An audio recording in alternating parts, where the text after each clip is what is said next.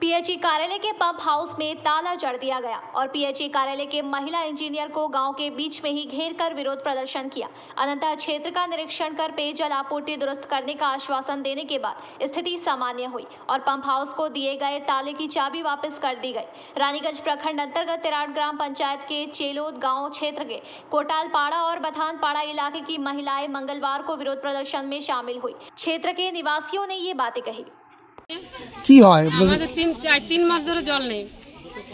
আমাদের দুটো পাড়ার মধ্যে 3 মাস জল নেই। অন্য পাড়ায় মানে কোন কোন পাড়াতে জল নেই? কোটালপাড়া, বাথানপাড়া। আচ্ছা। আর অন্য পাড়াতে সব সময় জল, সকাল থেকে সন্ধ্যা অবধি জল ওঠে।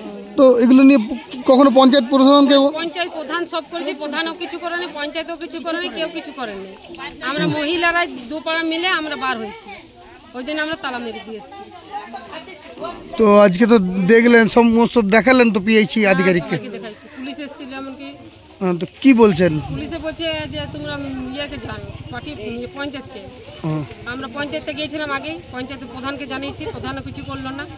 এখন আমাদের নিজেই ব্যবস্থা করতে হলো। দেখলাম আপনাদের এখানে এই পঞ্চায়েত এলাকাতেই পিএইচি যে জলের পাম্প আছে সেখানে তালা লাগানো হয়েছে এবং পিএইচি আধিকারিককে ঘেরাও করে বিক্ষোভ হচ্ছে। আমরা দেখেছি যে তারা গ্রামবাসীরা বলছেন যে আমরা প্রধানকে বারবার এই নিয়ে জানিয়েছি, তারপরও কোনো সমাধান হয়নি। কি বলবেন বিষয়টা নিয়ে? অ্যাকচুয়ালি গোটা বিষয়টা হচ্ছে কি পিএইচি দপ্তরে, কিন্তু তা বলে এই নয় যে আমাদের কোনো দায়িত্ব নেই।